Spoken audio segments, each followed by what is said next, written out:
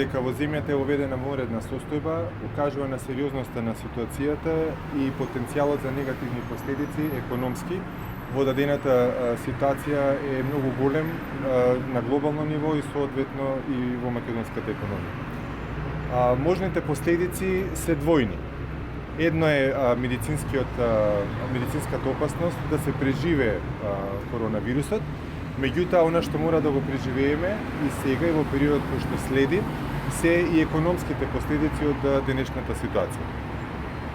Тука сите ќе бидат погодени, значи никој нема да се спаси, со тоа што некои се погодени веднаш, некои ќе бидат погодени малку подоцна, некои ќе бидат погодени директно, некои ќе бидат погодени индиректно.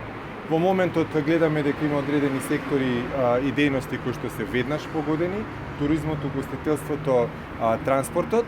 Меѓутоа веќе имаме најави дека заради затварањето на фабриките во автомобилската индустрија во Европа, тоа негативно ќе се одрази на фабриките кои што во Македонија работат за автомобилската индустрија, така што моментот кога негативните последици ќе го погодат секој сегмент од македонската економија е само прашање на време. При тоа, кога велиме сите ќе бидат погодени, тука не мислиме само на сите во приватниот сектор од македонската економија, туку буквално на сите сегменти од општеството.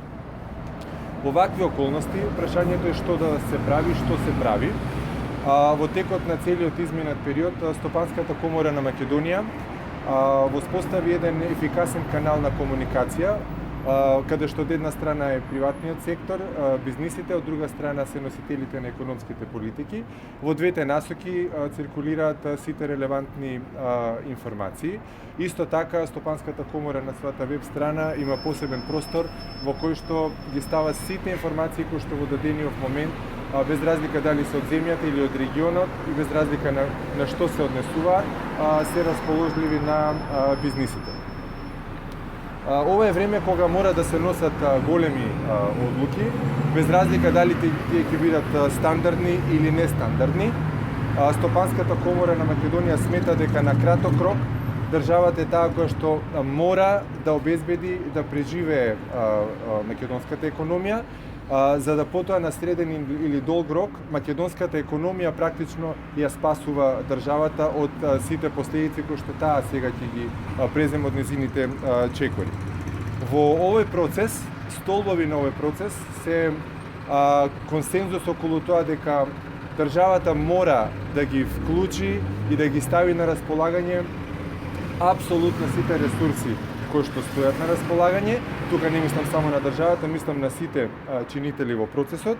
И клучно е дека треба, бидејќи сите ќе бидеме погодени, товарот од оваа ситуација соодветно да го распределиме, бидејќи ова е време на преживување. Нема некој кој што може самиот целиот товар да го понесе. Во однос на досегашните мерки ги сметаме како вовед во нови, подлабоки мерки во иднина. Вонредната состојба дава можност поголем маневарски простор, сега да се прават измени и во однос на законската регулатива, така што флексибилноста е поголема да може да се носат најширок диапазон на било какви измени. И сакаме во оваа прилика да истакнеме дека брзината на носење на одлуки е исто така многу важна.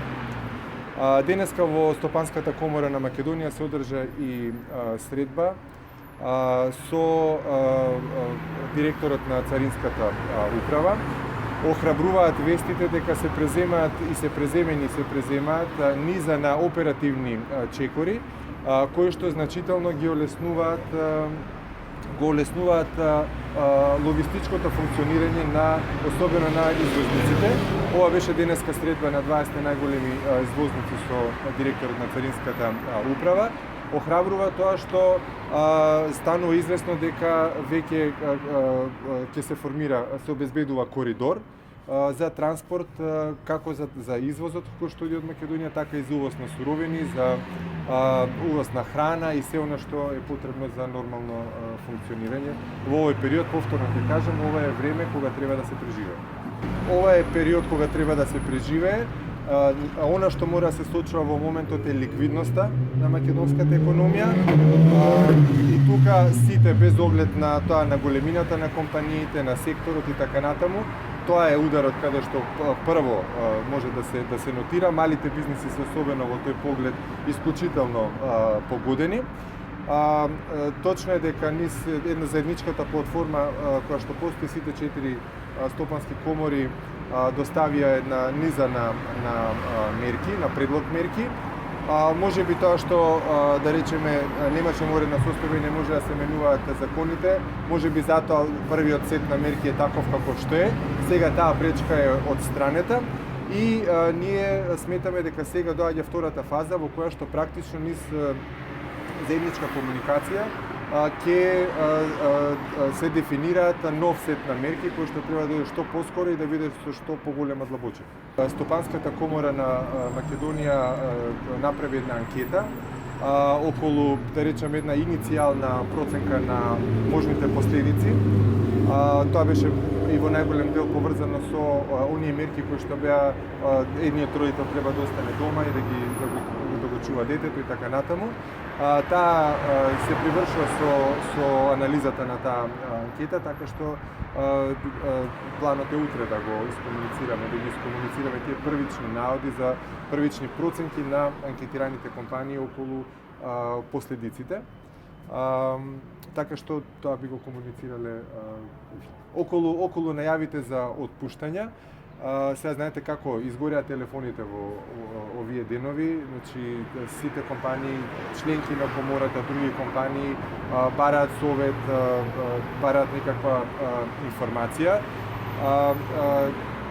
Во овој момент и покрај тоа што, например, ви кажав за автомобилската индустрија, дека компаниите мајки во, да речеме, во Европа ќе ги затворат своите фабрики, домашните компании кои што работат не значи дека по автоматизам и тие ќе затворат и ги отпуштат работниците и така натаму. Тие размислуваат, например, да можеби ќе прекинат со производство, меѓутоа можеби ќе го искористат периодот тој кој што во моментов е известен дека нема да работат за можеби за обука за вработените, можеби за некои други модуси да се искористи продуктивно времето. Битно е во овој момент да не се прави паника и, како што реков, брзината на носење на идните мерки е многу важна за да ги сочуваме вработените, работните места и компаниите. Мора да преживее приватниот сектор за да преживее државата заедно со приватниот сектор. Ова е период во кој што нели вонредни се околностите, сите бизниси соодветно ги ажурираат, менуваат сопствените бизнис планови. Сосема е логично да се очекува дека во такви околности државата ќе го направи истото, час поскоро, дека се она што во моментот не е врвен приоритет во однос на расходите, дека ќе биде пренасочено и искористено за мерки и олеснување на состојбата околу ликвидноста на бизнис секторот, така што сосема е логично да се очекува ребаланс на буџетот.